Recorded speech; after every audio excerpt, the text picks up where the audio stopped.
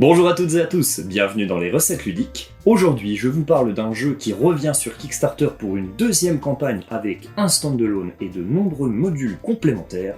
Je vous parle de The Great Race 2, Wild West and Far East. Vous avez certainement remarqué, mais Lily n'est pas avec moi aujourd'hui. Il n'a pas été entièrement convaincu par le jeu, on m'a dit qu'on ne présentait que des jeux qui nous avaient vraiment plu, et donc on applique la règle en vigueur. Dans cette vidéo, vous trouverez tout ce que la nouvelle campagne apporte pour l'univers The Great Race, ainsi que mon avis sur certains modules que j'ai pu essayer grâce au prototype qui a été fourni par Platypus Game. The Great Race 2 est donc un standalone, c'est-à-dire une boîte qui peut être jouée indépendamment du premier opus, qui apporte également tout un lot de nouveaux modules complémentaires qui eux sont compatibles avec la première édition comme avec cette deuxième toute nouvelle boîte. L'auteur est toujours Maxence Vacher, l'illustrateur François Launay, et il est édité par Platypus Game, en personne de François-Gilles Ricard. Le jeu est conçu pour 2 à 4 joueurs, qui peut être étendu à 5 joueurs grâce à un module qui apporte un 5e joueur, et également un mode solo pour les joueurs qui aiment jouer en solo. Les durées de partie sont comprises entre 1 et 2 heures, et la difficulté est estimée à 2,2 sur 5 sur l'échelle BGG.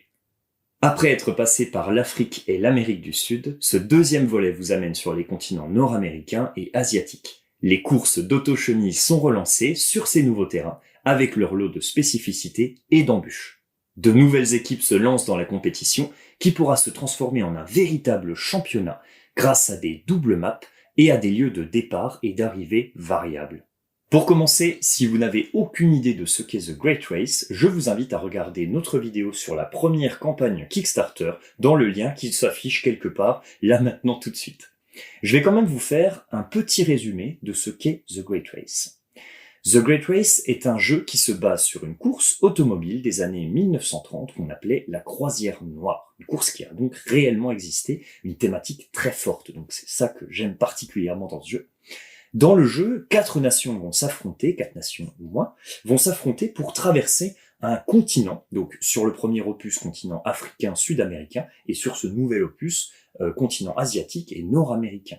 L'objectif est donc, comme dans toute course, d'arriver en premier, mais également, comme c'est une course de gentleman, d'arriver avec le véhicule dans le meilleur état possible.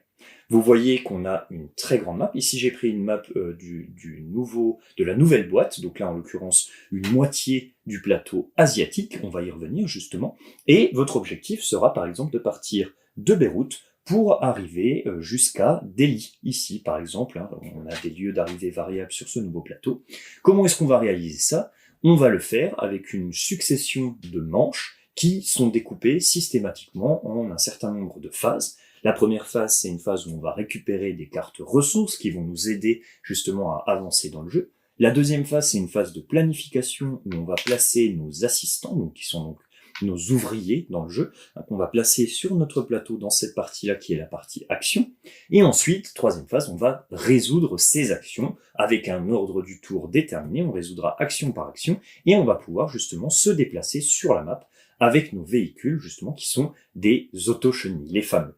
Et l'objectif est donc d'amener son véhicule jusqu'à la case d'arrivée en essayant d'être le plus rapide possible et le plus efficace possible, c'est-à-dire de détruire le moins possible votre véhicule pendant le parcours. Voilà très brièvement ce que vous devez faire dans The Great Race. Ce que je vous propose maintenant, c'est de regarder chaque module qui est apporté par la nouvelle boîte, justement, donc le standalone, ces nouvelles cartes avec les nouveaux continents, et également chaque nouveau petit module que vous allez pouvoir intégrer dans le nouveau jeu, ou alors sur l'ancien jeu. Vous pouvez les intégrer librement dans les deux, les combiner entre eux, etc. On va regarder donc tous les éléments qui seront proposés par la campagne Kickstarter, en tout cas tous les éléments que je connais à ce jour. On commence tout de suite avec le contenu de la grosse boîte, donc du standalone en lui-même, et on commence bien sûr par les nouvelles maps de l'Asie et de l'Amérique du Nord, qui ont la particularité, et là, premier super gros point du jeu, d'être des doubles maps que vous allez pouvoir combiner. Si vous regardez depuis la caméra du dessus, ça rentre à peine dans mon plan, ça ne rentre pas sur ma petite table, littéralement, tellement c'est grand. Et donc, vous allez pouvoir comme ça combiner les deux maps, mais vous pouvez aussi les jouer de manière séparée, et jouer sur un demi-continent à chaque fois. Tout dépend bien sûr du temps de jeu que vous avez devant vous. Si on décide justement de jouer, de regarder un petit peu ces maps de plus près, donc ici on a la map d'Asie, vous voyez qu'on a tout le continent asiatique en partant de l'Europe de l'Est jusqu'à Beijing, et en tout cas on va pouvoir avoir cette immense map qu'on va traverser donc de Beyrouth jusqu'à Beijing.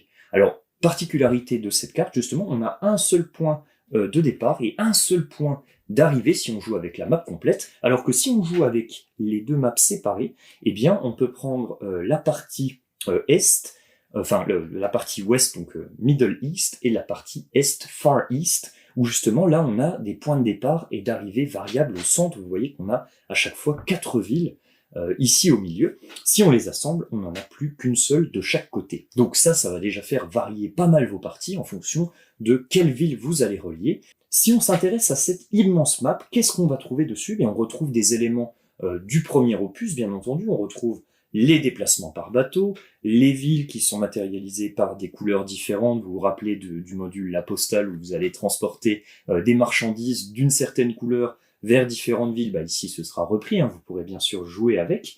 Et on trouve également le système de petites cases pour poser les tuiles avec ces cases noires qui vous coûtent plus cher, donc plus d'essence puisque ce sont des zones beaucoup plus difficiles d'accès et donc qui vous coûteront plus d'essence parce qu'elles sont pas cartographiées, en fait elles sont pas répertoriées, vous risquez de vous perdre ou en tout cas de vraiment beaucoup plus galérer à traverser ces zones. Et on note également que sur les massifs montagneux, on n'a même pas de route puisque c'est probablement peu praticable même pour des autochenilles. Autre chose que vous pouvez remarquer justement par rapport à ces nouvelles cartes, c'est que vous allez traverser les continents d'est en ouest ou d'ouest en est, là où, sur le premier opus, on traversait les continents du nord au sud ou du sud au nord.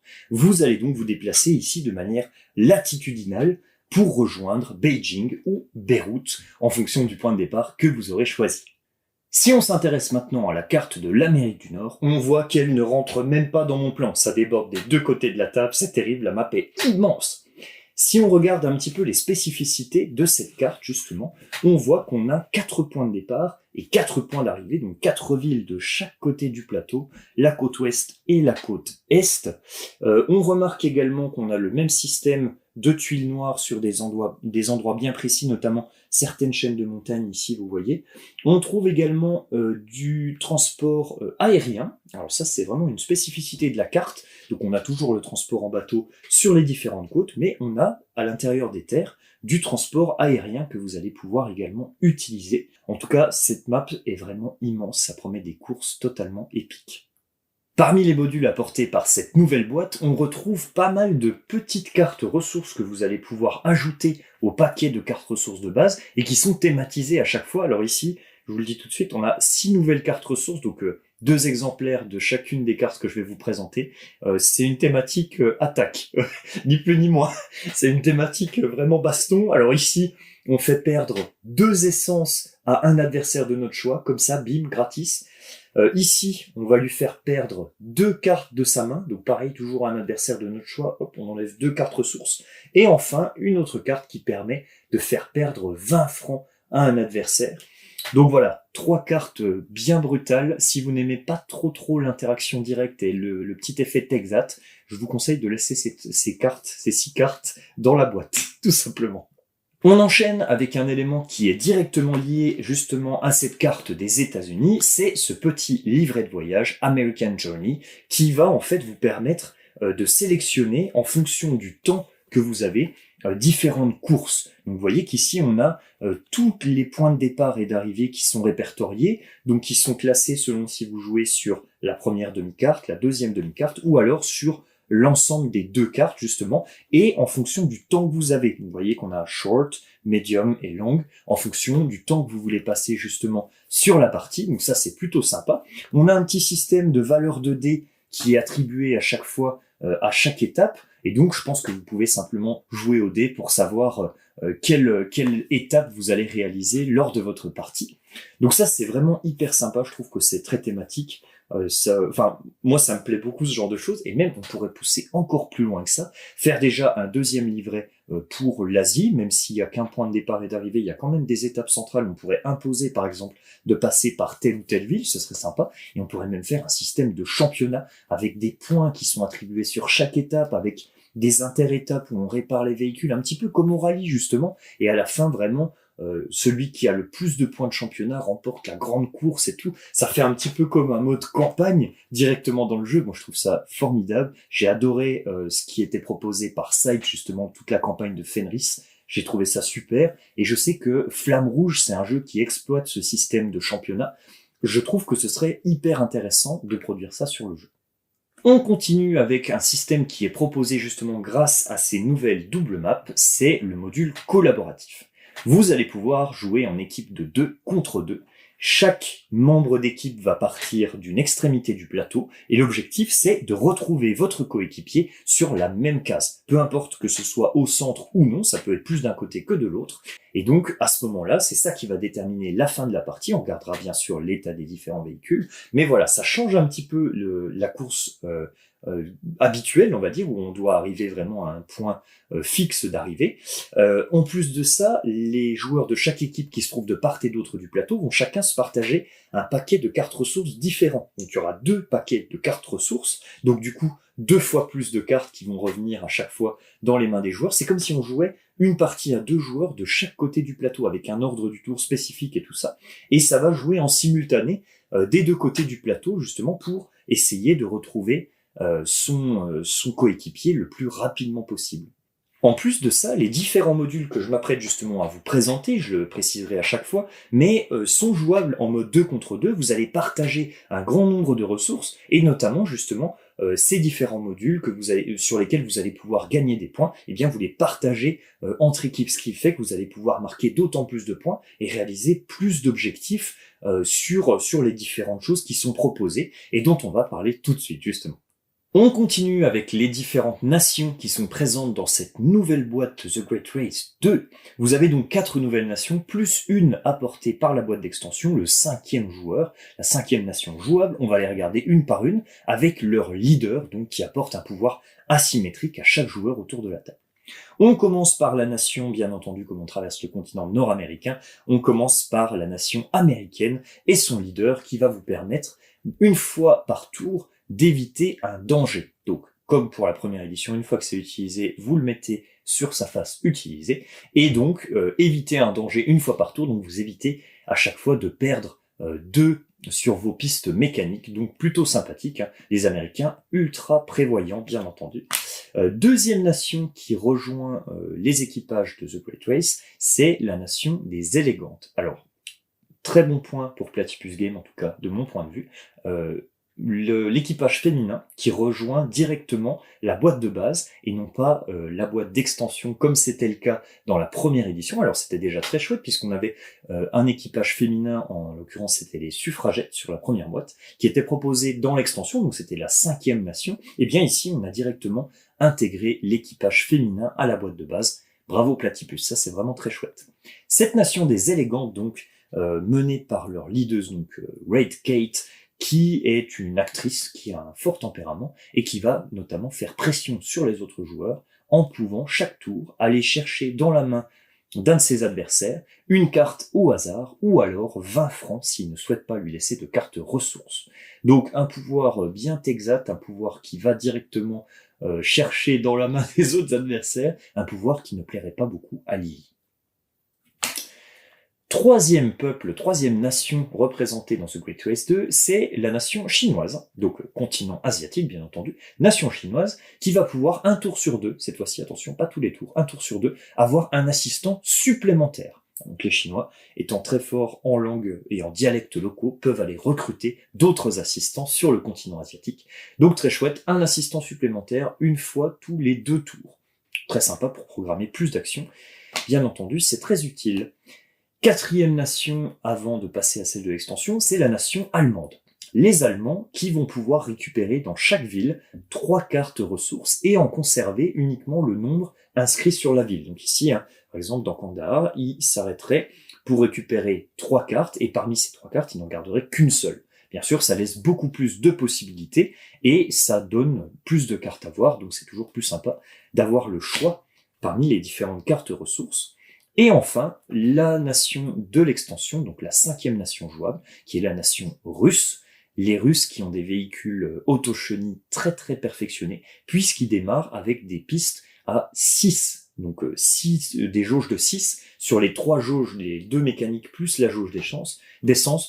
Donc par défaut, ils ont 6 contrairement à tous les autres joueurs qui ont 5. On se rappelle du module Paddock, justement, qui proposait d'augmenter ces pistes, d'augmenter ou de réduire d'ailleurs ces pistes, ces différentes jauges à 6 ou moins.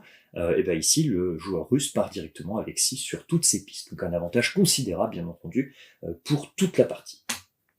On a également dans cette grosse boîte The Great Race 2 4 nouveaux mercenaires que vous allez pouvoir utiliser en lieu et place des leaders des nations régulières, donc qu'on vient de voir. Et donc premier mercenaire que vous allez pouvoir utiliser, c'est le Prince Dakkar. Le Prince Dakkar qui, une fois par tour, va pouvoir récupérer soit la première carte de la pioche de cartes ressources, soit la première carte de la défausse, donc celle tout au-dessus, celle visible, très utile pour aller récupérer une petite carte très sympa, jouée par un adversaire juste avant. Deuxième mercenaire, en l'occurrence c'est une femme, et c'est Alexandrine Tiné, qui est une très bonne négociatrice, puisqu'à chaque carte défaussée, elle va vous permettre de récupérer 10 francs.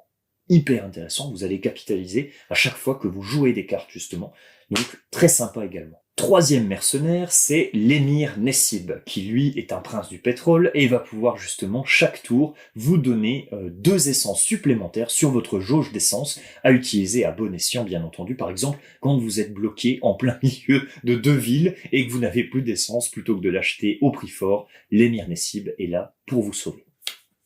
Enfin, dernier mercenaire jouable, Maki Haritsune, qui va pouvoir, lui, grâce à son pouvoir, traverser les villes sans faire d'arrêt, puisque je vous rappelle que vous êtes obligé de vous arrêter lorsque vous franchissez une ville, en théorie. Et bien là, vous pouvez traverser la ville sans vous y arrêter, et pourtant bénéficier des avantages, notamment des cartes ressources à piocher, bien entendu. Faites votre choix parmi cette sélection de mercenaires. En tout cas, ils ont tous l'air très très sympas à jouer. On continue avec un de mes modules préférés dans ce style de jeu, c'est le module expérience, où justement on va avoir tout un tas de petites pistes sur lesquelles on va pouvoir progresser, des pistes d'expérience donc, qui vont donner des bonus de plus en plus importants et qui sont très spécifiques, très spécialisés dans une thématique en particulier. On va pouvoir les regarder. Alors le module expérience qui apporte donc ce genre de petits plateaux à chaque joueur, donc avec un côté symétrique, hop là, dans le bon sens, un côté symétrique et un côté asymétrique. Alors ici, ils sont tous asymétriques, ceux que j'ai là, donc c'est le prototype bien sûr, mais il y aura une face symétrique, une face asymétrique normalement, qui va permettre justement de jouer soit dans une configuration où tout le monde a le même point de départ, ou alors on augmente encore un petit peu la symétrie par rapport au leader ou au mercenaire que vous aurez choisi, à vous de voir. En tout cas, on a ce système de pistes d'expérience où on va placer un cube au début de chaque piste et on va pouvoir les faire progresser sur ces pistes d'expérience. Alors comment on les fait progresser? Ben, simplement, à chaque fois qu'on se rend dans une ville, on a la possibilité de faire progresser le cube d'une case. Et donc, on va pouvoir utiliser les bonus qu'on aura atteints, mais dès qu'on va décider d'utiliser le bonus atteint dans une piste, eh bien on va faire redescendre le cube tout en bas. Donc c'est un choix multiple, hein. Soit on choisit d'utiliser un des premiers bonus ici, mais de manière un petit peu plus répétée, donc plus de fois, ou alors on attend d'avoir justement un bonus beaucoup plus important, mais qu'on va probablement utiliser nettement moins pendant la partie. On a comme ça 8 pistes différentes, justement, donc les pistes qui sont symétriques donc seront toutes les mêmes sur les différents plateaux, et puis sinon, on a différents agencements. Vous voyez ici, on a 4 pistes qui sont choisies parmi les 8, donc les faces asymétriques justement, mais plusieurs de ces pistes, on peut les regarder un petit peu. Donc on a une première piste qui est la piste prévoyant, donc avec un petit parapluie comme ça, rouge. Ici, en l'occurrence sur ce plateau, en tout cas, ce serait la piste rouge. La piste prévoyant qui va vous permettre en fait de rapporter des ressources. Donc ce sont pour les joueurs qui veulent jouer plus safe, en tout cas qui veulent être à l'abri, on va dire, des tuiles qui peuvent leur arriver. Notamment, on a un plus 5 essence, donc c'est un petit peu l'équivalent de la carte qui fait remonter votre jauge d'essence tout en haut. On a également quelque chose qui vous permet de rejouer une carte ressource qui vient d'être jouée. Bref, vraiment un module pour assurer. Ensuite, on a le logisticien. avec cette petite barrière ici, le logisticien qui va vous permettre de jouer énormément avec les cartes ressources de la pioche. Vous allez pouvoir en prendre plus, vous allez pouvoir en voir plus, vous allez pouvoir en échanger, en défausser, en repiocher à la place, etc. Donc vraiment un module pour jouer avec la pioche de cartes ressources.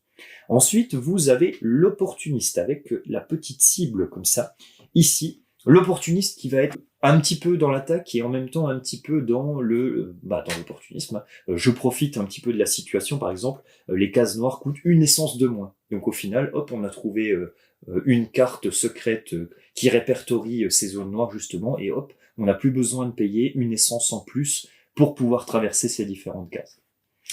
Quatrième piste qu'on peut trouver, le géographe avec ce petit globe terrestre ici, qui va vous permettre de mieux anticiper les différents arrêts que vous seriez obligé de marquer. Par exemple ici, quand vous tombez sur une tuile avec un stop, vous n'êtes pas obligé de vous arrêter. Ici, vous allez éviter un danger directement, etc., etc. Le belliqueux qui porte bien son nom, alors le belliqueux qui a des petites épées comme celle-ci, donc là c'est clairement de la baston, on va tirer à vue sur les adversaires, on peut carrément voler l'essence d'un adversaire, donc on échange les jauges, on peut échanger les mains de cartes, enfin ça amène beaucoup de chaos, c'est de l'attaque directe, donc là si vous voulez de l'interaction, clairement il faut jouer sur le belliqueux, c'est un petit peu l'idée. Le financier avec le petit chapeau comme ça, qui est ici, qui rappelle un petit peu le système du mécénat qui était proposé dans la première boîte. Donc là, c'est purement, c'est de l'argent. Vous allez faire plus d'argent, donc plus de possibilités, bien sûr. L'argent, c'est le pouvoir. Le bricoleur avec la petite clé à molette ici qui va vous permettre de mieux gérer les jauges de mécanique de vos véhicules, donc avec plus de facilité, donc notamment ça vous coûtera moins cher de faire des réparations, vous allez pouvoir augmenter comme certaines cartes qui vous donnent 3 réparations d'un coup. Si vous voulez vraiment finir avec le véhicule en meilleur état possible, c'est celui-là qu'il vous faut. Et enfin, le formateur, avec le petit chapeau d'université qu'on a ici, en jaune, qui va lui vous permettre de réaliser des actions supplémentaires. Donc là, c'est vraiment des actions bonus, un petit peu comme le joueur chinois avec l'assistant supplémentaire. Là, on a des actions en plus, des actions spécifiques qui vont varier en fonction de comment vous avancez sur la piste correspondante. On termine ce module expérience avec 2 cartes ressources que vous allez pouvoir ajouter au paquet de base, 2 cartes ressources identiques d'ailleurs, qui correspondent en fait à une carte mentor qui va vous permettre de monter sur 2 pistes au choix. Donc vous faites progresser les cubes sur des pistes expérience de votre choix. Donc bien sûr, ça interagit avec le module expérience et ça va vous permettre d'avancer beaucoup plus rapidement. On continue avec un module qui devrait arriver en stretch goal normalement cette fois-ci, le module des experts. Alors, différent du module expérience, le module des experts va vous permettre en fait de placer ces petits compléments directement dans votre plateau d'action. Donc vous voyez on retrouve en fait les différentes actions qu'on a sur notre plateau de base, mais qui sont altérées, qui sont modifiées, avec justement chacun une spécialité particulière. Donc vous voyez qu'ici on a les pistes d'argent, qui sont très très modifiées, carrément c'est d'ailleurs les 2 plus modifiées je pense, qui apportent en tout cas le plus de nuances au jeu. La première qui va vous permettre en plaçant uniquement un assistant de récupérer 20 francs, mais pas plus, vous voyez que vous ne pouvez pas placer plus de 1 assistant par tour, donc en fait quasiment tous les tours vous allez passer un assistant sur le plateau pour récupérer 20 francs, pourquoi pas. Et ici vous voyez qu'en plaçant les 5 assistants, donc la totalité, vous allez récupérer non plus 110 mais 150 francs. Et donc là, vous allez faire le choix à chaque fois que vous placez des assistants d'en mettre 5 d'un seul coup, mais de récupérer beaucoup plus d'argent. C'est d'ailleurs ce que je fais à chaque fois. Je récupère toujours mon argent par 5 assistants. J'y passe un tour, mais au moins comme ça, j'en ai suffisamment. Donc ce module-là, c'est certainement celui que je choisirais. Pour les 6 autres petites tuiles, vous voyez qu'elles remplacent chacune une action du plateau, et donc à chaque fois vous avez un max de 2. Ce qui fait que l'action est améliorée.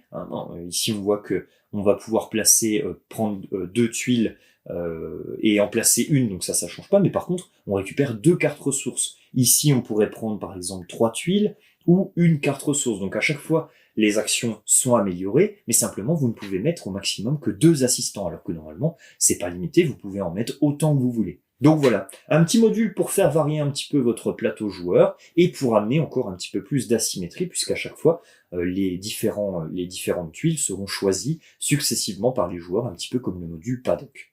J'en profite d'ailleurs pour vous faire remarquer ces petites cartes justement qui contiennent les explications propres à chaque module. Donc vous avez déjà retrouvé ça dans le premier livret de règles. Vous aviez des petits encarts justement avec le module qui était ajouté, l'effet sur le temps de la partie, le principe, la mise en place, le fonctionnement. Ici on retrouve un petit peu ce même système, mais sur ces petites fiches justement, avec à chaque fois un recto, un verso pour vous parler d'un module en particulier. Je trouve que c'est plutôt bien fait. Maintenant, il faut veiller à ce que ce soit bien complet, qu'on n'ait pas de questions à poser, mais pour le moment, je trouve que c'est pas trop mal fait. Il reste encore quelques questions, mais bien entendu, c'est un prototype. On a maintenant fait un bon tour sur la grosse boîte de base, donc ce qui était apporté par le standalone. On va pouvoir passer à l'extension et donc les modules qu'elle propose. Alors notez quand même que tout ce que je vous ai montré ici n'est peut-être pas exhaustif et que je n'ai peut-être pas la totalité de ce qui va arriver pendant la campagne. Vous imaginez bien, il va y avoir du stretch goal, il va y avoir des ajouts, tout ça. Donc voilà, je vous ai présenté la partie émergée de l'iceberg, celle que je connais. Maintenant, on va passer donc à l'extension et à ses modules. Avant de vous parler des 4 modules de l'extension, je vais vous parler du tableau d'honneur. Le tableau d'honneur, c'est un élément qui est aussi apporté par l'extension, justement, mais qui, lui, va vous permettre de compter les points. Alors, ça peut paraître un petit peu bizarre comme ça, mais simplement, ça vous permet de ne pas achever la partie lors du tour où le premier joueur passe la ligne d'arrivée. C'est-à-dire que vous allez pouvoir continuer à jouer des tours après ça. Et ça, c'est vraiment important parce que, jusque-là, on avait un système qui, finalement, pénaliser les joueurs qui arrivaient après. Vous allez me dire, c'est une course. Forcément, il faut arriver en premier, sinon ça compte pas. Oui, mais pas exactement. On a dit que c'était une course de gentleman, et on a dit qu'on comptait les points en fonction de l'état du véhicule. À partir de là, je pense tout à fait qu'on a la possibilité de finir plus tard, avec un système de compensation, bien sûr, pour les joueurs qui sont arrivés en premier, donc des points qui s'accumulent au fur et à mesure, mais simplement, le fait d'avoir construit une stratégie, je pense que ça mérite d'être valorisé, et justement, ce module du tableau d'honneur permet de le réaliser. Une fois que le premier joueur, deuxième, troisième, enfin, les joueurs ont passé la ligne d'arrivée, ils vont passer dans un système de points qui s'accumulent à chaque tour qui continuera d'être joué, donc tant que tous les joueurs ne seront pas encore arrivés, n'auront pas passé la ligne d'arrivée, eh bien, il y a des points qui vont s'accumuler. Vous voyez, le premier tour rapportera 2 points, le deuxième tour 3 points, le troisième tour 5 points, et comme ça, vous allez pouvoir faire jusqu'à 3 tours supplémentaires pour les joueurs qui auraient plus de retard. Je trouve que c'est très sympa comme système, et en plus, ça vous permet de compter les points qu'on va voir tout de suite avec les modules additionnels. Vous avez un tableau d'honneur, qui est double face en fonction de si vous jouez avec des plateaux simples ou avec le plateau double. On a déjà vu la nation russe donc qui rejoint les 4 autres nations grâce à la boîte de l'extension, donc le 5e joueur. On va maintenant passer aux 4 modules qui sont apportés par cette boîte d'extension, en commençant par le module géologie. Ce module va vous permettre de réaliser ce qu'on appelle des panoramas, grâce à ces petites cartes là qui sont recto-verso, un côté désertique et un côté plus vert, plus prairie, que vous allez placer donc en 2 piles égales au début de la partie, donc une pile de chaque côté. Chaque joueur va récupérer une carte d'une de ces 2 piles, et ensuite, pendant la partie, à chaque fois que vous allez vous arrêter en dehors d'une ville, donc vraiment dans la nature, vous allez pouvoir récupérer 2 cartes de la pile qui correspond au type de carte que vous avez choisi au départ. Donc là, c'est soit l'un, soit l'autre, mais il n'y a pas de différence entre les deux, ça fonctionne pareil. Vous récupérez 2 cartes, et parmi ces 2 cartes, vous allez en placer une à côté de votre carte de départ ou à côté du panorama qui existe déjà devant vous. Pour pouvoir placer une de ces cartes, alors je ne sais pas si on verra très bien, mais il faut arriver à assembler 2 symboles identiques, justement, qui soient l'un à côté de l'autre. Donc ici, j'ai 2 petites montagnes l'une à côté de l'autre, donc c'est bon. Ici, par exemple, je pourrais également, puisque j'ai 2 petites cloches, je crois qu'il y a au total 6 symboles différents. Et donc, en réalisant ces panoramas, vous allez faire une suite de cartes de plus en plus grande qui va vous permettre de marquer des points à la fin de la partie, mais pas de n'importe quelle façon. Vous remarquez qu'ici, j'ai un petit cristal sur cette carte. Eh bien, donc sur les cartes désert, j'ai des cristaux, et sur les cartes de prairie, j'ai éventuellement des fossiles, comme celui-là par exemple. Et donc, ces cristaux ou fossiles vont vous permettre, si vous parvenez à les entourer sur votre panorama, comme je l'ai fait ici, de récupérer un cube blanc si c'est un cristal, un cube noir si c'est un fossile, mais l'effet est le même encore une fois, et de le placer dans votre auto-chenille. Si vous parvenez à ramener le cube correspondant jusqu'à la ville d'arrivée, vous allez marquer des points pour le panorama que vous aurez réalisé à raison d'un point par carte dans votre panorama, plus un point par symbole cristal ou fossile en fonction de la carte que vous avez choisie, mais ce, bien sûr, uniquement si vous arrivez à conserver le cube dans votre auto-chenille, parce que vous vous souvenez, il y a également d'autres modules, par exemple la postale, qui vous permet de transporter des marchandises, donc dans ce cas-là, comme vous pouvez transporter qu'un seul cube, il faudra peut-être faire un choix, est-ce qu'on va plutôt sur la postale pour gagner de l'argent, ou alors sur le module géologie pour gagner des points en fin de partie, en sachant qu'il faut se le trimballer quand même tout le long. C'est quand même assez intéressant comme module, je trouve, puisque vous avez une vraie contrainte avec ce cube qui doit arriver au bout. Ça serait encore mieux si on pouvait piquer les cubes des adversaires quand on arrive, par exemple, à se retrouver sur une même case. Mais bon, après, là, ça fait vraiment beaucoup d'interactions directes. Donc à voir, c'est pas dit. En plus de ça, donc avec ce module géologie, on récupère également une carte, enfin 2 cartes identiques, 2 cartes ressources qui vont vous permettre de récupérer, une fois que vous les jouez, 3 cartes panorama, donc dans l'une des 2 pioches qui correspond à celle que vous avez choisie au départ, et d'en placer éventuellement 2 sur votre panorama. Donc du coup, ça vous donne un bon boost pour faire progresser votre panorama et espérer marquer des points dessus, à condition toujours d'avoir ce fameux cube lorsque vous passez la ligne d'arrivée. Deuxième module apporté par l'extension, le module ethnologie. Module ethnologie qui apporte des cartes objectifs. Au début de la partie, vous allez placer sur chaque ville des petits tokens ethniques comme ceci, donc sur chaque ville avec les couleurs correspondantes. Vous placez ces tokens ethniques et ensuite vous allez révéler 4 cartes objectifs ici. Vous allez en choisir, donc chaque joueur en choisit une parmi 4 objectifs qui vous rapporteront en cas de réussite des points de victoire et en cas d'échec, eh bien vous allez perdre des points de victoire, vous allez reculer sur le tableau d'honneur justement, dont on a parlé tout à l'heure. Pour réaliser ces objectifs, c'est simple, il suffit de passer avec votre auto-chenille dans les villes indiquées sur votre carte objectif. Donc ici, je devrais passer par une ville bleue, une ville jaune et 2 autres villes de mon choix, peu importe lesquelles. Ici, je devrais passer sur des villes avec des tokens particuliers. Donc vous voyez ici le petit soleil, les chevrons, la main et le personnage. Donc les objectifs sont différenciés en fonction des cartes, des plateaux simples ou doubles que vous allez utiliser pendant cette partie. Et à chaque fois que vous passez par une ville imposée sur votre objectif, vous placez un petit token comme ça dessus.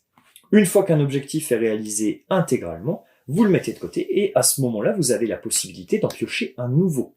Vous ne pouvez avoir qu'un seul objectif simultanément devant vous, et si lorsque vous en avez terminé un, vous décidez de ne pas repiocher d'objectif, bien dans ce cas-là, c'est terminé, vous ne prendrez plus d'objectifs de la partie. Donc c'est vraiment un système de pari. Est-ce que je pense que je vais réussir à réaliser toutes les villes de l'objectif, à visiter toutes les villes de ma carte objectif avant d'arriver sur la ville de fin de course justement. Donc voilà, un petit système de pari assez sympathique qu'on a expérimenté et qui est plutôt pas mal, qui fonctionne bien en tout cas. On n'en fait pas 50 pendant la partie, donc il faut bien choisir celle qu'on va avoir au départ. Je pense que ça peut être hyper intéressant, d'autant plus dans le jeu en équipe, puisque c'est quelque chose qu'on va partager, justement, ces cartes objectifs, donc d'autant plus intéressant, on va pouvoir en faire plus. 2 cartes identiques à nouveau, 2 cartes ressources qui sont ajoutées par cette petite extension. Vous allez pouvoir, grâce à cette carte, placer un token sur une carte objectif, donc compléter virtuellement, comme si vous alliez visiter une ville, alors que vous ne l'avez pas visitée, mais c'est une des cartes ressources qui est apportée justement par le module ethnologie. Troisième module, le module zoologie. Comme son nom l'indique, vous allez interagir avec les animaux que vous trouvez dans le jeu, les animaux qui sont sur les tuiles d'Angers. Donc il y a des animaux différents sur chaque tuile d'Angers et également sur chaque continent différent. Vous voyez que les petits plateaux d'extension sont différents en fonction du continent que vous visitez. Et chaque espèce animale que vous allez voir va vous permettre de placer un de vos jetons d'équipe sur l'animal en question. À la fin de la partie, si vous avez accumulé un certain nombre de spécimens, bien vous obtiendrez des points de victoire en conséquence que vous scorez sur votre tableau d'honneur, ou alors, pendant la partie, vous pouvez décider d'échanger le spécimen en question contre une somme d'argent qui dépend à chaque fois du type de spécimen que vous avez. Alors, Pour la partie éthique, je préfère me dire que ce sont des photos d'animaux que vous vendez et vous récupérez de l'argent contre, que contre des véritables spécimens que vous descendez et que vous livrez à des braconneurs quelconques. Mais voilà, après, à vous de voir ce que vous en faites. Moi, je préfère me dire que ce sont des images d'animaux gentils. Voilà. Donc, vous avez le choix entre récupérer des sommes d'argent pendant la partie, donc pour vous sortir d'une situation un petit peu plus délicate, ou alors accumuler au fur et à mesure de la partie pour avoir de plus en plus de points. Ce qui est sympa avec ce module, comme pour d'ailleurs le module ethnologie et le module géologie, c'est que vous pouvez le partager si vous jouez en équipe de 2 contre 2. Donc, vous allez pouvoir accumuler les spécimens en équipe plutôt que à un joueur par un joueur. Donc ça, c'est très sympa puisque vous allez pouvoir atteindre certainement de beaucoup plus gros scores. Voilà, un module qui permet d'avoir des petits objectifs sur les tuiles danger, à condition bien sûr d'encaisser les dangers, donc de prendre en contrepartie -2 sur les pistes de mécanique. À vous de voir. 2 cartes toujours identiques qui sont apportées, 2 cartes ressources par ce module zoologie qui vous permet de rechercher une espèce animale que vous ne possédez pas encore gratuitement. Comme ça, hop, vous avez une petite photo d'animal supplémentaire qui vient s'ajouter à votre tableau directement.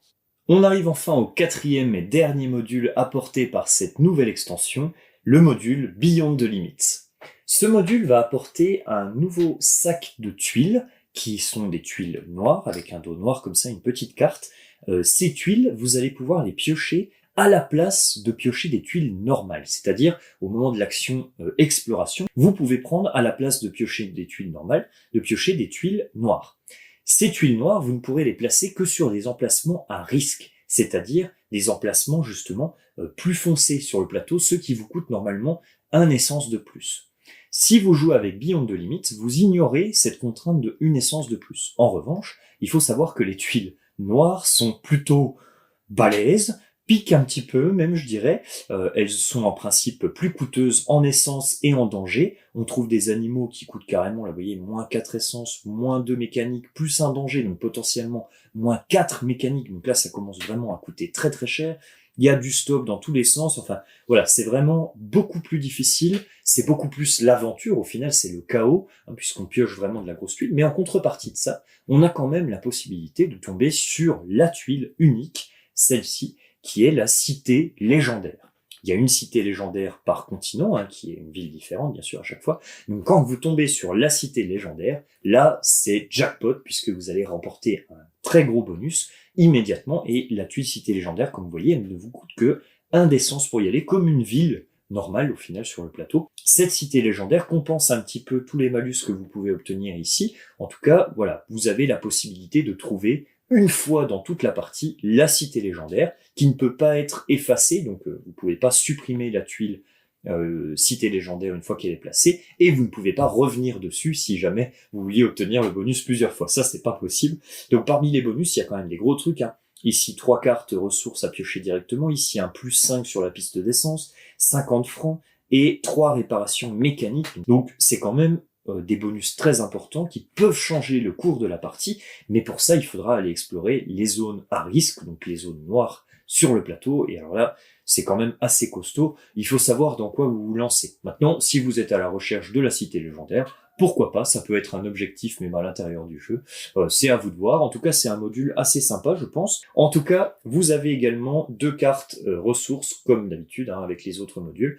Ces cartes ressources-là vont vous permettre en fait de traverser une tuile sans en payer ni les dépenses mécaniques, ni les dépenses en termes d'essence. Donc là, c'est quand même assez sympa, puisque vous passez sur une tuile, par exemple celle-ci notamment, celle-là, elle vous coûte ni les 4 essences, ni les 2 mécaniques que vous trouvez ici. 2 cartes raccourcies, elles s'appellent, qui sont avec l'extension, le module Beyond the Limits. Dernier élément de cette boîte d'extension que je révèle encore une fois, puisque ça devrait arriver en stretch goal, donc après on arrête de révéler des trucs, tout ça, c'est 2 nouvelles tuiles spéciales. Donc vous connaissiez déjà les tuiles microclimat et les tuiles village, qui étaient déjà apportées par la première extension, donc il y en aura très certainement de nouvelles. En tout cas, 2 nouvelles tuiles qui arrivent, qui sont les tuiles ruines. Les tuiles ruines qui vont vous permettre de transporter un petit trésor que vous auriez trouvé justement dans les ruines, et ce petit cube, donc vous allez devoir le transporter jusqu'à la ville d'arrivée, donc, et qui vous rapportera, si vous l'avez toujours d'ici la ville d'arrivée, 5 points de victoire.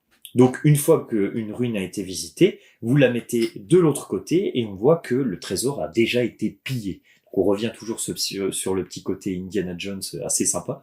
Et on ajoute encore une fois quelque chose à transporter avec le véhicule qui va rentrer en conflit avec les cubes de la postale, mais également avec les cubes, on a vu qu'on pouvait transporter avec le module géologie, vous vous rappelez, les cubes fossiles ou les cubes cristaux.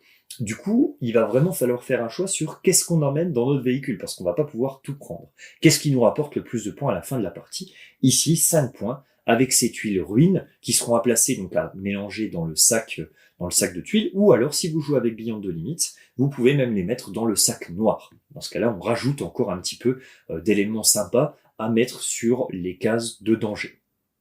D'une manière générale, mon ressenti sur le jeu, alors j'ai fait trop peu de parties, je suis navré, j'ai reçu le jeu un petit peu tard, en tout cas la campagne s'est relancée un petit peu plus vite que ce que j'envisageais, donc j'ai pas eu le temps de faire beaucoup de parties, mais de ce que je peux en dire par rapport aux parties que j'avais déjà fait sur le premier opus, c'est que ça apporte encore plus de variabilité. Sur le premier opus, on l'avait dit, on avait déjà plusieurs modules qui pouvaient apporter quelque chose de plus expert au jeu, ou en tout cas une expérience différente. Ici, on retrouve sensiblement la même chose, avec des modules qui sont spécifiques, spécialisés à chaque fois. On a du puzzle game, on a de l'objectif, on a, si on souhaite, plus de chaos avec un nouveau sac de tuiles. On a vraiment quelque chose qui permet d'adapter le jeu en fonction des besoins. Pour moi, ce qui est le plus important, ce qui me marque le plus, c'est les doubles cartes, parce que je trouve que ça rend le jeu vraiment beaucoup plus épique. Ensuite, le mode 2 contre 2, qui est vraiment très très intéressant, parce qu'on peut faire fonctionner les modules avec ça, donc gagner vraiment encore plus de points et faire des stratégies à 2 joueurs. Ça, c'est vraiment, je pense que c'est quelque chose qui apporte beaucoup au jeu. En tout cas, moi, ça me plaît énormément. Ensuite, on a hyper important le tableau d'honneur qui permet justement de ne pas terminer la partie sur quelque chose de très frustrant qui est une élimination pure et simple où on ne compte même pas les points d'un joueur. Ça, je trouve que c'est vraiment très très dur. Ça force un petit peu les stratégies où on rush en fait la ligne d'arrivée.